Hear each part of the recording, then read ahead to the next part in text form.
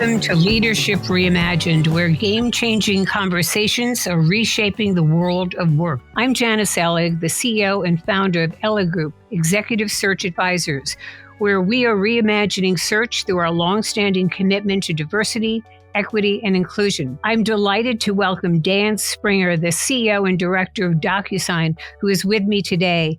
Dan has nearly 30 years of executive leadership experience driving innovation and hypergrowth across the software as a service industry. And prior to joining DocuSign in 2017, Dan spent 10 years at Responsys, and he was chairman and CEO there, leading that company.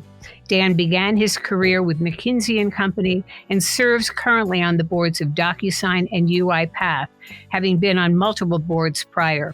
Dan, I'm delighted that you could join us today. Thanks so much for having me, Janice. Well, today's program is entitled Leading with Humility and Humor, and I got a glimpse into your leadership style when you were featured CEO speaker at the November 9th, 2021 Breakfast of Corporate Champions.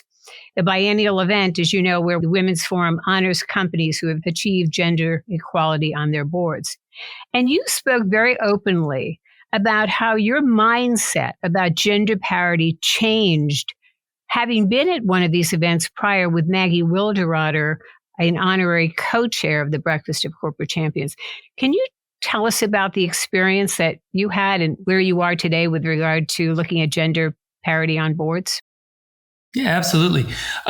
Interestingly, the event you referring to, which was, I think it was 2017. Correct. I went into it with a very open mind. And I think, we're all on a journey, as you heard me talk about in the past, Janice, and I'm constantly, evolving my perspective. I'm thinking about, board leadership and specifically to the issue of the diversity of thought we want to have. But it was actually Ken Frazier who had sort of a seminal moment for me when we were talking about this concept of the excuses that people have for why they don't drive more diversity. And at one point he made this statement, which he told me afterwards, gotten to know each other a little bit after that session, that it was something he'd been preaching for a while, which he goes, why is it that someone needs to make the case for diversity? Who is sort of deigned the fact that homogeneity is the right answer? And I sort of started thinking about it more and more. And I said, yeah, we're thinking about this wrong. And we should be thinking about it much more broadly and thinking about all the different voices and perspectives we want, as opposed to assuming there was some risk to diversifying our boards. And that was a catalyst for me to think more aggressively about how I would remake the DocuSign board and senior management team. And you have described DocuSign as a crisis in a lack of diversity and handling that crisis as a business problem with your leaders. So what did you do at DocuSign in terms of diversity, and where are you now 2 years, 3 years later? Well, yeah, I think I looked at the situation there, and when I joined, there was a 12-person board, which was a large, and we were still a private company. But it was, I like to say, Mary Meeker and 11, white dudes. And so it was a situation where I looked at it and it was pretty clear this wasn't the right mix. But I had an interesting opportunity as we were going to prepare to go public. I knew that would be a natural way to drive some change on the board. There's only 2 folks left on the board from that time, and it wasn't like there was some dramatic fix a problem. It was just think about a thoughtful transition. And so as I've made the transition, I've dramatically added women and people of color to the board. We now have 9 members, and of the outside 8 directors plus myself, 3 are women and 3 are people of color. I don't think that's sort of a finish line. I think it's nice progress. But I've also added other white men onto the board in that time as well. It's not that it was sort of absolute, we can only add diversity, but the key was to say we're going to add the best candidates we really can, but we're going to ensure we have a diverse slate. And I think in the past, as the DocuSign board had been built, there hadn't been an effort to have candidates, either people of color or women, into that mix. And you mentioned Maggie earlier. Maggie has been a real partner to me. I invited her onto the board, and then a year later asked her to be board chair and help along with Pete Solvik, who leads our Nom and Gov committee to say, let's make sure we make this a priority, but within the mix that we're always going to find the best talent that we can for the board, which I think is really important for everyone to see and know that it's not just a diversity effort. Diversity is one of the most important components we needed to add, but it was also other talent we needed to bring in, regardless of their sort of gender or race, to have the talent we need to lead the company going forward. Well, I think you're a leader in this industry, in your sector, the technology sector, in terms of the diversity and having a female chair of the board. So congratulations on that. And it does take, diversity of all types, doesn't it, to really reflect your constituents, your employees, your consumers, your investors, and your community. So you're doing that. But so much is rapidly changing, and the innovation that's happening in the software sector. What was the beginning like for you, and how has that changed over time and the challenges you faced along the way? Could you give us some insights into your sector and what you faced? Yeah, it's interesting when people talk about innovation. I have sort of two high-level thoughts and perspective. One is that it always strikes me that there's this phenomenon that we look at new technologies and we look at new opportunities for innovation. And I think in the short run, we sometimes overhype them. We say, everything's going to change tomorrow. And then, of course, it doesn't. But at the same time, I think on the long-ranging standpoint, I think we underestimate the dramatic nature of that change. And whether that's a consumer thing like the iPhone. And when the iPhone came out, I think everyone said, the world's going to change. And 2 or 3 years later, there weren't that many apps yet. And it wasn't really changing. It was just a heavier phone, in a lot of ways with poor internet service. But then you think about it, when you get to 10 years later and you say, oh my gosh, smartphones have fundamentally changed the way we do so many things. And in the software space, I think it's the same thing. You mentioned we're a SaaS business here. And I think early on, people got all excited about the cloud. But people didn't really change dramatically. Corporations didn't move all of their information onto the cloud because they had concerns about security and reliability. And you look out there today, and it just seems like there really aren't software companies anymore that are in the traditional mode. They just don't almost exist in terms of new businesses. And those that still have sort of on-prem historical businesses, almost all of those companies are in a transition to the cloud. So I think you have to have that patience. You have to spot the trends that really matter and then have the confidence to say, I'm not going to get sort of vindication on this new trend overnight. But if I'm putting my focus on those right bets and those right trends, I will definitely be rewarded over time. I don't know what we would do without DocuSign. I get this. Oh yeah, I get this all the time. The document, to sign, I just sign it on. It's wonderful. But so now, leading this company in hopefully a post-pandemic era, what things are you going to, solutions, approaches, are you going to carry forward at the company? In terms of what you did during the pandemic, what you're going to carry forward, what might be different? Yeah, I think there's a couple ways I think about that. One is sort of at a specificity level. I mean, we went almost, in 2 months, it's going to be 2 years, which is just crazy, to think how long we've been in this pandemic. And unfortunately, to your point, I think in the next 2 months, we're still in it.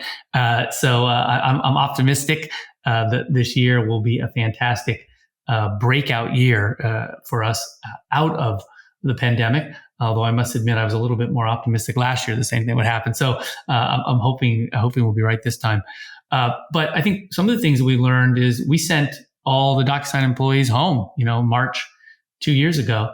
And guess what? It kept working. And we never, I think, would have thought it would work as smoothly as it has over that period of time. So flexibility around sort of people having the opportunity to work from anywhere. And of course, our whole mission at DocuSign is to make it easier for companies to have the digital transformation that allows their, team to work from anywhere. So I think that's probably the biggest single piece. But there's another trend that I think might in some ways be even more important, but not as specific, which is the way we listen to our employees. And so as an example, I have town hall meetings next week, and I've been doing a survey on some big issues. And some is around things where people work and which jobs will require people to sometimes come into the office. And I think this experience has gotten me, for sure, and I think many other leaders, to realize that there's certain things we just assume to be true, even though sometimes our employees might be telling us that's not the case. But in our infinite wisdom, based on our experience, we say, no, we really we know this to be true, and it makes us less flexible. And so I think that's probably one of the most important takeaways for me is I think I'm going to be a better listener. I don't think I was a poor listener before, but I think I'll be a better listener and more open to the insights around the innovative ways we can run our business and create sort of the employment brand where people can come here and do the work of their lives. So that's probably going to be even a bigger change that I think will last much longer. You're raising such an interesting point because sometimes the solutions are right there on the front line and we don't listen or we don't communicate with those employees. And I've heard you on other podcasts say that with Zoom, you've been able to communicate with more people in a more direct way than ever before. So talk a little bit more about how that leadership what you're doing today is different from what you did prior for those 7,000 employees that are at DocuSign. Well, it's interesting to your specific part of the first part of the question. It is amazing. We were, chatting before we started about the conversation I had with Eric Nordstrom the other day. And, as we tried to set up a quick call, it was very easy for us to carve out, 45 minutes and have a Zoom call. And if I'd been going up to Seattle or he'd been coming down here to San Francisco, one of us would have spent, at least a third of a day to make that happen. And so because it's now feels comfortable to have those kind of conversations in an electronic format, that has unlocked the ability to see a lot more people a lot more efficiently. So I think that is, a fantastic innovation. In general, when I think about all of the team DocuSign, I think we've realized that there's a lot of interactions we have that we don't need to have in person, particularly some larger group gatherings. And we'll still have some, but we have a huge focus on ESG and our environmental impact. We're the company that says if you don't need to use paper, you don't need to cut down trees. So that's a huge focus of our DocuSign Impact initiative. And yet we realize that one of the biggest impacts we have that's negative is carbon from people flying around the world for internal meetings. And so we're dramatically revisiting that. And I'll give you one specific example where it's not always a trade-off that's worse. Sometimes you get a win-win. And we have a thing called Discovering DocuSign. We take our new employees each month and we fly them from all over the world to Seattle, where our company was founded. And we would have those people get a couple days sort of immersion. We'd have executives stop in and chat with them. And when it worked out, I live in San Francisco, but when it worked out, I could be in my hometown of Seattle and welcome those employees. The reality is it probably worked out about 2 out of 12 months. Now, every single month, I'm there virtually. So it's not the same as being there in person, but of course, they're not there in person either. Instead of flying those people and burning all that carbon to Seattle, they get access to a virtual session and they get the CEO every single time. And so those are sort of examples of, I now feel I'm doing a better job of welcoming those employees, teaching them about our values and teaching them about the DocuSign way, because we have that 12 times a year as opposed to the 2 out of 12. So those are the kinds of things I think we're trying to think about that we can be better as we go, and we call it back to better coming out of the pandemic. Well, I can tell you from an executive recruiter standpoint, the more you can touch and feel and listen to employees, the more they feel they belong to the organization, not just feel included, but belong to it, right? That sense of belonging. So that's wonderful because I think they'll be with you and much more loyal, and you'll hear more about what some of the solutions are. I want to just take a moment as a quick reminder to our audience that you are listening to Leading with Humility and Humor with Dan Springer, CEO of DocuSign. The topics we cover, like today's, are all current, and a new topic with a new game changer is released on the third Thursday of every month. This is a great way to stay current on relevant issues happening around us. Now we're going to return to Dan and learn more about DocuSign and the shift that's happening in technology sectors. Dan, it does seem that it's more becoming a virtual focus, such as metaverse. What does this mean for DocuSign? Janice, I think the innovation is going to be important for DocuSign, but really for everyone. And I think what we've seen, given that we've all really been about digital transformation at DocuSign for the last several years, that we see this as an opportunity as the world says we're going to be more comfortable doing things sort of business from anywhere.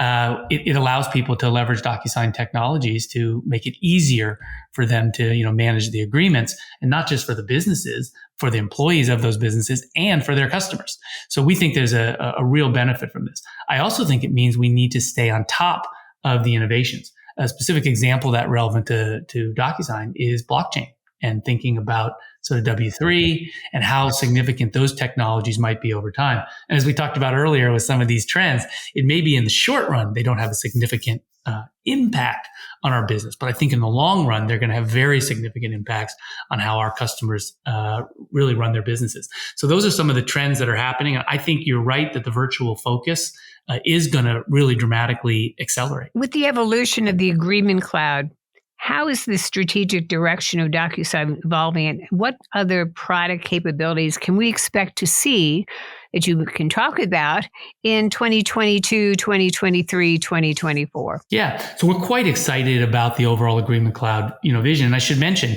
we talked about listening to our employees earlier, and I think one of the important things to have sort of humility, as a management team when you're leading a software company, is to say, well, you have to have a vision for where you're going. You also need to listen to your customers. And so really 3 or 4 years back, we started talking to our customers about their e-signature business, and clearly e-signature is what brought DocuSign, to the dance, and it's a fantastic and very high ROI service. So we love e-signature. But what we heard our customers saying is that, before I am able to sign a document, I have to be generated, and then it needs to be routed around through a workflow. And then once I sign it, I need to manage those agreements. I need to have integrations with other software so it links together to build my overall business system and my sort of agreement cloud, as we like to call it. And then I need to store those agreements someplace, and I need to have intelligent search against those agreements to run my business better. And so that's really how we've thought about this overall piece. It's not just the signature, it's a generation of agreements before. It's the actions you take once you have those agreements, and then managing that repository, so to speak. And that's where you're really going to see us focused. So if I sort of describe our sort of innovation roadmap and what you should be looking forward to in 2022 is a lot of what we call Signature Plus. So that's things like notary, that's things like enhanced ID verification. But it's also things like CLM or contract lifecycle management. It gets into that way you manage that set of agreements in a repository and do advanced search against them to really run your business better. That's what I think people are going to see from DocuSign in the years ahead. Great. So my investments are going to go up. I'm happy. You and me both. Okay. So great new ideas in the tech world coming out from many companies, including yours. But execution is always an issue, isn't it? And now we have a different playbook, and it can be daunting. So what is the advice that you have for others in your sector, particularly startups, how to make something successful given change is constant, execution, you're starting something and then you've got to change again? Yeah, I think the as you said, the innovation will be a constant. And I think when I sort of try to think about advice, and I'm always sensitive about giving people advice around their businesses because, while I feel somewhat confident I've started to understand my own, I don't want to be presumptuous, right? They have the right answers. But there's certain principles that I think could make a lot of sense. And the first one is, especially for software companies, you have to realize that today it's about a customer success orientation. And particularly in the SaaS world where people are not sort of stuck with long-term embedded on-prem investments, they can easily change. And so we put a huge focus throughout our company in saying we all work in customer success. And when we measure our success as a business, it is about, are we really delivering success for our customers? That's probably the single most important thing that I would push on. And the second thing is, while there's an incredibly competitive opportunity that we are all facing with the customer opportunity, there's also the employment side. And there's an unbelievable war for talent in tech right now. And it's funny, the DocuSign view, sometimes I feel we're in the perfect space where we're not the absolute biggest, companies out there. So people are concerned with sort of having bureaucracy and you might see in a larger business isn't there, but you have all the stability of being a public company. So it's not the risk you might have seen from a startup. But other days I look at it and I go, we get it from both sides, right? So when we're in the employment battle for people and that war for talent, we're competing with the benefits that happen from the largest companies and those startups as well. So we realize that you have to figure out a way to make your employees feel that they love coming to work there. And one of the reasons we've had some very good success, and look at Glassdoor ratings, our internal surveys, is because we've done two things right. One, we've showed employees that we're really focused on investing in them and their career development. And two, we've had a sense of purpose. And some of that purpose we talked about earlier when we talked about environmental impact. People realize that DocuSign makes the world and the environment better than if we weren't out doing what we do to drive digital transformation and move people away from paper and manual processes. At the same time, we have a huge investment in DocuSign Impact, which is where we do our philanthropic work. Primarily, our focus is about getting our employees physically working in the communities that have been so good to us. And that makes people feel excited about working at DocuSign. And then the last piece, and this is what's been sort of maybe most special to me in my tenure here, is when I go and meet somebody and they say, "What do you do?" And I say, "I work for DocuSign." Most people have the reaction you have, which is, "I love DocuSign." And we call them, they then usually tell us a story about how they signed on for a job or bought a home or some, momentous thing in their life that DocuSign made easier or enabled to happen that they wouldn't be able to do. And they tell us a story. We call those DocuLove stories.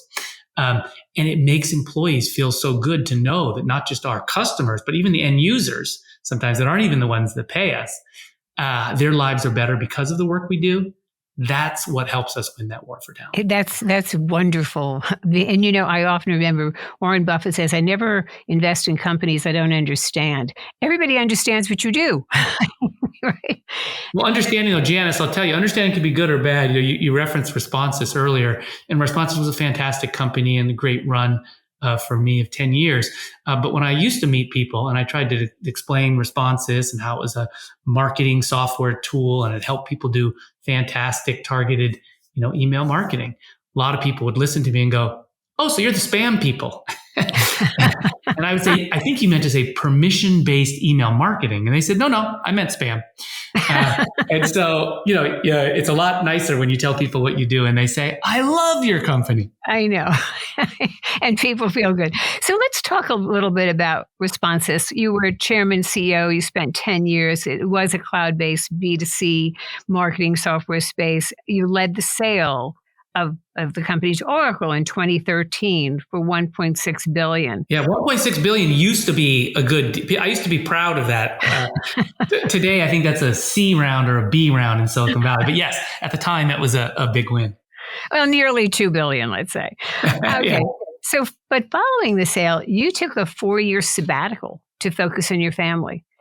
Tell us about why and what was that experience like? And then you returned 4 years later to become CEO of a fast-paced tech company, DocuSign. So tell us about that experience and why you did it. Yeah. So for me, it was a very easy decision, and it was probably the best professional and definitely best personal decision I ever made.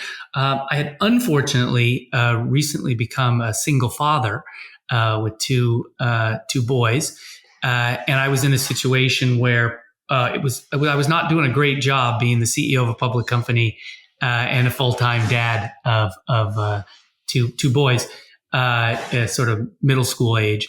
But I realized this gave me actually a fantastic opportunity. And so post the sale, I took the opportunity to focus on one instead of trying to do both, and became, as I like to say, a stay-at-home dad. And I drove carpool and made breakfast every morning and did all those great things a parent can do if you have the time. And the closeness, I was always already very close. So that's a pretty hands-on dad already, but doing it full time, it was really special. And relationships that allowed me to sort of nurture with my sons. And I think feel like I was doing the right job of launching them to hopefully turn out to be fine young men. Was really a special time. I did not know that it would last that long. I didn't sort of make that plan. I just sort of said I was going to do this until I thought it was done. I ended up doing it to my younger boy, who had been an 8th grader at the time, till he was a senior and just about to graduate, and figured out where he wanted to go to college. And then I thought it was going to be time. Interestingly, I asked my son when the DocuSign opportunity came up, "Hey, what do you think if I were to get a job? I won't be around as much." And I can't tell if Robert said this because he really felt this way, or if because he was just trying to give me the flexibility to do what he thinks I wanted to do. He goes, "Dad, lately you've been crowding me a little bit. I wouldn't mind a little space. So you getting a job is probably not a bad thing." So that gave me the comfort that I could go off and take the job at DocuSign. That's a wonderful, story, and thank you for sharing it. And probably then going back as the CEO of DocuSign probably changed you somewhat in terms of your view of family, values, issues, challenges of trying to, run your business and be a parent. So did that give you greater clarity? Because you do talk about your leadership and other leaders being in checking your ego at the door, and humility being a key attribute in leadership. So did that change you somewhat as you went in now to lead DocuSign? Yeah, absolutely. And, I think in multiple ways. A lot of times I used to have this observation when I was at McKinsey. People used to talk about certain people who were very hard charging and maybe didn't have all the EQ that other people might have. And then they had children. They had the gift of becoming a parent. And sometimes it really changed them, enabled them to see things differently. I know when I had children, it dramatically changed me because it gave me the opportunity to, love someone more than I love myself. And I think that was probably the single biggest step when I think about my own sort of maturity along the dimension you're asking about. But I'll tell you, when I, had a situation where I was married to a stay-at-home mom, and that support, from a family standpoint, I probably took it for granted, but it was substantial in allowing me to focus on my career. When I tried doing both, I indicated already, I wasn't that great at doing both. In fact, I was, I think, mediocre at best at each. So I had a lot more appreciation for the fact that some people are balancing so much more outside of the workplace than I was. And now when I look at people and I see sometimes people struggling and figuring out, how to make it all work, I definitely think I have an improved empathy. It's one of the reasons right after I joined DocuSign, we put in place a family leave program. And we now give 6 months, or we did starting then 4 years ago, 6 months off to new parents, whether they're adopting a child or having a birth. And that's whether it's a mother or a father, as long as they tell us they're going to be, focused on the child. We want them to have that bonding opportunity, but also that opportunity to say, let me take a little break from the work pressure so I can really focus on, being a great parent, getting that model worked out, and then come back to work, and ease back in, into a balanced environment. So I think that definitely is something that probably wouldn't have been on my radar. And, it's a little bit ironic because I grew up with a single mom, the greatest mom in the world, and who worked, all the time. And I should have probably had a higher appreciation for how challenging that was, for her to, raise me and my brother in that setting. Now I have all of that appreciation and empathy, but it's often wasted on the young, right? You don't have that experience and wisdom yet. So I think it was a pretty big impact for me. And then the last piece is, you asked about humility and how you think about that. I mean, I think for me, I learned a lot about the experience of, being focused on other people full time. And in the past, I've always sort of thought, well, I'm focused on our customers and our employees. But really crystallizing that sense is that my job is to make these two boys really, blossom to the best of their ability, and making it's just so not about you when you have your parent hat on full time. And to be fair, I joined several boards. It wasn't that I didn't do any work, but I just worked everything when they were at school. And being able to go to every, soccer game and lacrosse game, basketball game, and just really focus on that, focus not on myself, I think is allowed me to mature in a lot of ways. And Dan, those are memories that they'll have forever, right? That you were there. And you'll have them as well. So we may sometimes not recognize things till later, but as long as we do, and then we, act on them as you have and with your sons. And I think humility is a great part of what we all have to have in life, right? And also not taking ourselves too seriously. It's all about, your leadership today going forward is going to make for a really great culture, continue to enhance the culture at DocuSign. Is there anything else you want to do in terms of your impact on society, on the company, personally, professionally? Yeah, it's a really interesting question. I spent much of my life, I would say, ambitious. And I defined a lot of that ambition around sort of success in a very traditional, corporate way, sort of moving up a ladder, right, of some sort, so to speak. And I'm okay with that. I don't have any sort of regrets about it. If I could do it all over again, I would have a lot more wisdom probably for what I learned and how I influence people along the way. But I'm okay with that past. But as I am in a situation now and I look forward, maybe the biggest change from becoming a stay-at-home dad for a while is now the satisfaction that I get is very different. And the satisfaction I get professionally is watching the people around me, blossom.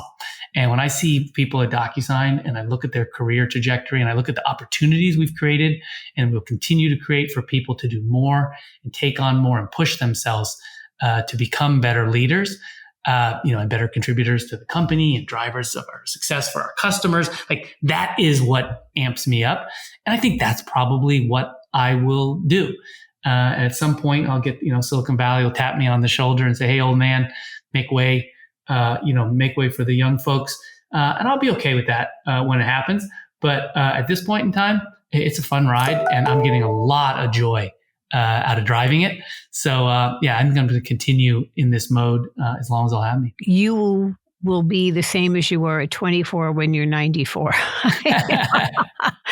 You will continue to be a driver of change, but really, I think relishing in watching others aspire to be the best they can be. And it's not always the level that one achieves, but really that personal as well as professional satisfaction, which it seems you have achieved, and now you're passing that on to others. So this has been such a wonderful discussion, but any other parting words for our audience? Yeah, I'll give you one last thought, and it's related to the comment you just made around the 24 to 94. There's one big difference. And if there's one thing, I would have sort of changed, or I think people should try to, monitor in their own sort of leadership and participation in their company and really broadly in life. But I talk a lot about ego. We talk about this idea of managing your ego. And I think a lot about the impact people have in the company when they put the focus on the company's success versus their own. And I think it's probably the single biggest lever that we can control, right? Your certain amount of smarts you got the smarts you got. Yeah, you can get a little wiser over time, but you got what you got.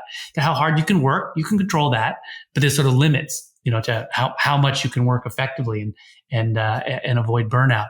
When it comes to the ego, that's the piece we have a huge amount of control. And when I was 24 compared to where I am today, huge change. That's the one thing, if I could have changed, if I could have had the maturity and maybe even the self-assurance and self-confidence back then to say, I'm all about the organization's success and not so focused on my own, that would be the piece. And so the counsel I would give to people, that's your biggest control. And you may not see it, but if you want to be successful, you want to make your organization successful. And so to make the organization successful, find that way that you make your focus on that and not on you. It will come back in spades for your own success and your own development. But that's probably the single thing I would say is manage that ego to a point where you're saying all my activity and all my focus is on driving the success of the organization. That's wonderful parting words. And it reminds me of that African proverb, which we all know. If you want to go fast, go alone. If you want to go far, go together. Yep. And that's what you're saying. It's the company as a whole. Individually, it's good, but collectively, we are better together. So thank you for those words. And thank you for being on the program today. This was such an exciting discussion, and I look forward to hearing more about what you're doing at DocuSign. All right. Thank you so much for having me, Janice. And thank you to our audience for tuning into this game-changing conversation on Leadership Reimagined with Dan Springer, CEO and board member of DocuSign. Leadership Reimagined is released on the third Thursday of each month, and you can find me on Twitter, LinkedIn, or visit our website at elliggroup.com. Thank you all for joining us today.